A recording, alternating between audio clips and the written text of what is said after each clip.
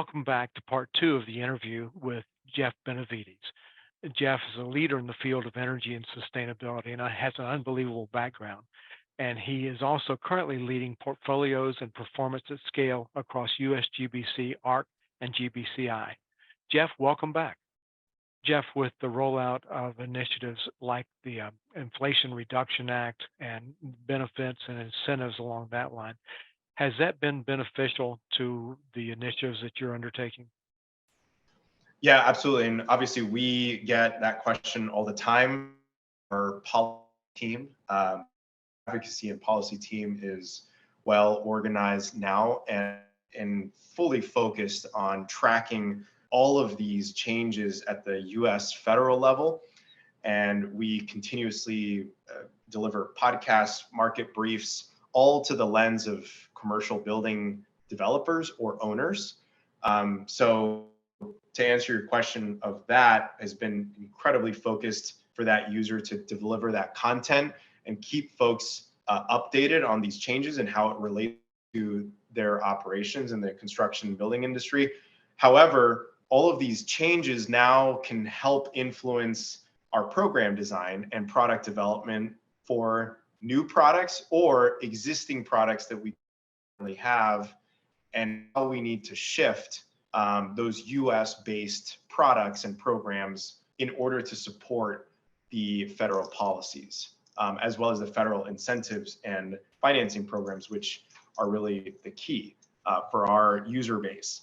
And so I'll give you an example of one thing that we have been working to create is our policy library that USGBC currently has a variety of different green building policies that can be benchmarking policies, green building incentive programs for new construction properties. We keep that curated, but now we're looking to, well, how do we, since we already have this like inventory of different markets and municipalities across the country that already have something in place, how can we use that data as well as that information to layer in these incentives and these programs that are now available in order for another municipality to accelerate adoption of a said program or a policy and utilize those incentives that are now available for that to then connect the dots, as well as making some of the ones that are already in existence even better.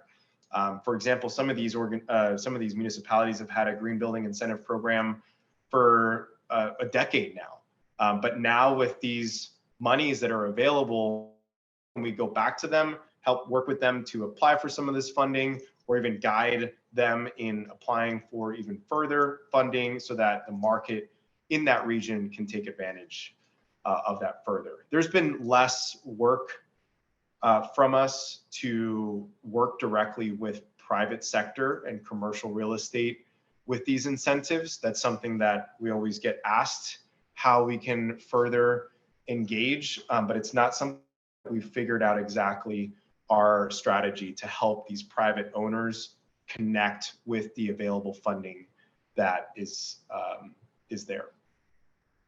Similar to the local incentives, you and I have seen local ordinances and state guidance which are designed to reduce energy and water use, decarbonize buildings. And the one that comes to mind is the City of Orlando's Building Energy and Water Efficiency Strategy. Do you curate and keep those in the library as well? And do those tie in with the portfolios that you're working with? So yes, we do keep those in the policy library. So any type of voluntary incentive programs, mandatory incentive programs, as well as voluntary reporting programs like a BWES, like you mentioned, would be in that policy library. And to answer the question is how that relates is that most of the customers that we work with in the US that are big property owners or developers have properties in jurisdictions that have a building performance standard or that are working towards a building performance standard. And that's where our work really intersects, not only for the private sector side, but for the customers that we work with and communities that we work with on the local government side, right? Because we're asking and providing services to the local governments to help them develop these programs, but we also need to provide these services and tools to help our property and private owners of these real estate assets in those municipalities to comply. So we have a couple of tools available at disposal if customers are in the platform already. We actually have over 30 different benchmarking and performance standards and benchmarking, building performance standards and benchmarking policies already loaded into ARC. So this way, as a portfolio owner, I can see, okay, which of my properties are within those jurisdictions, and am I currently, based on the data that I have, am I currently complying with their threshold? So we have that tool available that can give you that report out. What we've heard from our user base on the local government side is that we would like to visualize some of that work. And from a local government standpoint, there's a lot of visualization tools out there now that can bring these BPS to life, and plenty of software opportunities that are developed in-house or by a third party. But even with the tool that we have already, we have these property owners in this database already. How can we create that visualization to aid the local governments, or even create competition amongst the property owners that are in the ARC database already? So, yes, it's something that we're actively working through, and it would be amazing if we can continue aligning the reduction timelines and modeling, scenario planning. All of this stuff can be done with the power of data if we can tweak some of the visualizations that we currently have. Now, portfolios and performance at scale is a relatively new undertaking of USGBC and GBCI. How does this relate to similar initiatives that other organizations are undertaking? Yeah, so that's a great question. And I would say that well, first of all, we've always engaged with organizations.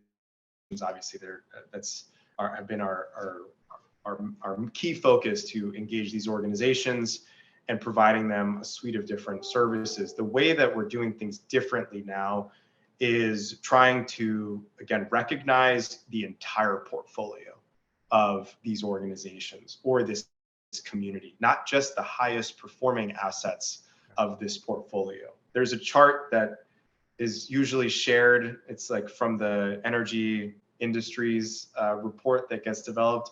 There's this like high performance tier that's all the way off to the right-hand side, of the highest performers in the market. But then you've got this long tail of lower performers that is really the building market. So again, we've only been engaging with this like upper portion of that, and any of the work that we're doing now really engages and is supposed to work that rest of the pie. So specifically to some of the programs that we've been looking to have been like the Department of Energy Better Buildings Challenge, as well as the Better Climate Challenge. And that program has been in place for over a decade now, and it's really magical. They've brought together this recognition as well as tracking program to keep people on board at the portfolio scale, not just recognizing one asset here and there, but really look at these overall commitments and moving the needle based on the commitment that they set these targets for. So it was so privileged to go to the Better Building Summit this last March, and really some of these portfolios that really have been performing for many years. This takes dedicated work to see these outcomes and come to fruition, and for them as leaders to show others that they started from scratch as well, and it's been a step-by-step process moving forward. The other one, the challenge that we have with looking like a program like the Better Buildings is that that's only for the U.S., right? But what we need to do is for the entire world. So like, how do we a program like that across the entire world is something that we've discussed, and of course, how do we support and use those tools other countries have, or other competitions or campaigns that other companies have, countries have, in the same way. The other one that I've looked at and looked up to is the ULI Net Zero program. This is a program that's for ULI members, the Urban Land Institute, and it is a cohort of property developers and property owners that can benchmark, compare, award, and work through these sectors. And that is a global applicable program for ULI members. So, and it's obviously from a ULI perspective, many of their user base has been larger real estate portfolios, and from a commercial real estate or multifamily standpoint, or even retail and mixed use. So again, we're just kind of learning of what other organizations have done and what's been successful, and really how we can continue to scale that and make it a sustainable program, rather than you know, a one-year award ceremony and being done with it, and then it never comes back. So it's a good learning process with some of those programs. Well, looking at the wall behind you, and also looking at the picture on your LinkedIn page, I know the sustainable development goals are very important to you. How do they tie in with what you're doing now? Great. So I love the SDGs. I have them tattooed on my back as well. Didn't know that. Maybe I should one of these days. Yeah. But anyway, what the SDGs provide, and well, first of all, I've been super grateful to attend some of these global summits over the years, with the Climate Action Summit, as well as with some of our COP events that we have, and actually been invited to a few of them, as the nonprofit that I'm the board president for is a UN accredited NGO. So we're a UN partner at the local level. So I get these opportunities to go and interact. It was super helpful to, and super grateful to represent Orange County at the last COP in Scotland. This was not last year, but the year before. And it was incredible to just hear that and interface with other local governments in this work. One thing, back to the question, is how does it relate to the work that we're doing, is the tagline that the SDGs have, which is from agenda to action. Okay. So the SDGs are a framework, right? This was this very long-term developed framework that took many time and many iterations to get out there. And ultimately, this framework is put out there for the globe to use. But it's only as good as the action that comes from it. And one of the ways that they track action and progress for a local government standpoint, a national government standpoint, is what they call these voluntary local reviews. And this may be, you know, foreign language to some private sector folks, but the voluntary local review is the way that the United Nations holds accountable the member states, the member nations. And these voluntary local reviews are like an annual ESG report almost, or like a benchmarking report that shows which particular SDGs you've, that, you know, every SDG, all the 17, which indicator you're using for your local national standard or your local municipality. And then also it shows exactly how you are moving each and every indicator, or if the indicator doesn't apply to you. And it gives you kind of the structure of how to report progress, and most importantly, this action. So by using that mechanism of tracking accountability to the work that we're doing is very important, because there is not a national standard for reporting voluntarily other initiatives outside of the SDGs. Everything that we see these days, every framework or standard that's out there right now has a different mechanism of reporting. Some of these things are asking for the same thing in a different way, and it becomes almost a desktop exercise, and we lose the action that we're doing. We're spending so much time with paperwork and not time with actually in the field and doing this actual work that we need to. So I think this is that mechanism of voluntary local reporting is something that is critical that we're looking to, as well as how we engage not only at the national level, but the local level, and of course, private sector that has no boundaries, that are jurisdictional boundaries. They operate in multi-country, nationalities, and sometime soon, multi-planetary. Well, speaking of action, we both attended the North Carolina State Energy Conference in Raleigh in late April. And I was absolutely amazed to see an attendance of over 800 people and speakers from major corporations like Microsoft, Google, Siemens, all explaining the reasons they're expanding in North Carolina. And then the governor of North Carolina explaining the North Carolina Energy Program is at the forefront of growing the state's economy. You travel a great deal and have a tremendous network. Do you see other state economies that are benefiting from having a clean energy program? So absolutely, there's other countries and states that are benefiting from having this robust clean energy program. You can see, even I was reading something in the state of Georgia recently that has, incredibly overcome their amount of electric vehicle investments from an economic development standpoint, which has been huge. So Virginia is too, and South Carolina, as well as, so I would say like the Southeast definitely being from a transportation sector standpoint. I am biased in saying that because we're here in the Southeast, but definitely applies to other regions throughout the country. And that even to show like some of the great funding opportunities that are super innovative that are going out right now with the IRA bill and CHIPS programs. You'll start seeing these like little hubs, and these little hubs of communities that can be multi-state, but multi-region, also really trying to take this seriously and trying to create new economies out of nothing.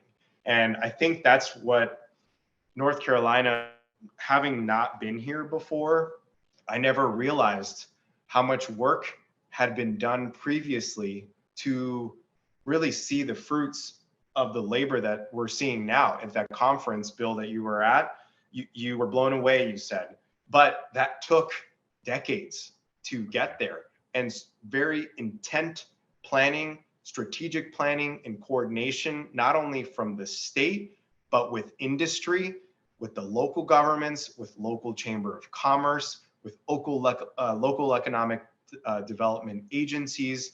And all of that just took so much time to coordinate that just now, they are now seeing over the last 5 years, this boom in economic growth that is now delivering on this vision that was stated back 20 years ago, that we were going to build this clean tech community here in North Carolina, and South Carolina included as part of that transportation that I was telling about earlier. So I think it's just going back to seeing how some of these economies that have been built with clean tech as a priority, yeah, industry, not other industries being the priority, as clean tech being the priority, understanding what was the formula to create that, what parties were at the table, what policy needed to be in place, what funding programs needed to be in place, or incentives to get some of these organizations to these regions where there's nothing but cow pasture. And nothing against cow pasture necessarily, but again, building these communities out of nothing was literally an act of vision and visionary. And it's very difficult to shift economies of communities that already have their bread and butter, for lack of a better term. If their economies are healthcare or agriculture or tourism, it's very difficult to like just stop that and do something else. But I don't think it has to be an if and then, or stop that and do something else. I think it just can be like a yes and finding the intentional connections between the primary industry and the clean tech economy or clean tech industries, and how those relate to the primary industry in that sector, in that region. So I think that exercise is that we're just now seeing happen with some of these hubs being created, these economic development corridors that are being created, with different programs now that are available through, like I mentioned, with the IRA bill and CHIPS. Jeff, this has been wonderful visiting with you today. Thank you so much for your time. Is there anything you'd like to add in conclusion? Yeah, I just wanted to add a couple things, just kind of for the listeners and network that you're building here, Bill, is there's a lot of things happening in this space. It's hard to keep up. And I think the most important thing that we can do with one another is, during the pandemic in this virtual world, we kind of got into our own corners and our own like spheres. So I really encourage you to focus on collaboration and trying to get out there into other markets and other groups, to really be the voice for this mission that we're on here, and the purpose of this podcast here. I've kind of made a commitment to myself not to go to those same presentations or panels that everyone's just drinking the Kool-Aid. I'd rather go to the other conferences that I'm the only one in this field. And that's very vulnerable, but it requires that level of dedication and collaboration in order to meet our goals. Because if we keep, one thing, it is peer learning, supporting each other, but we have to put ourselves out there and spread this message, and also spread these action-driven tools that we have as a collective industry, to move these other markets forward. So with that, I really suggest each one of us to, is really hard, and it requires a lot of dedication and support.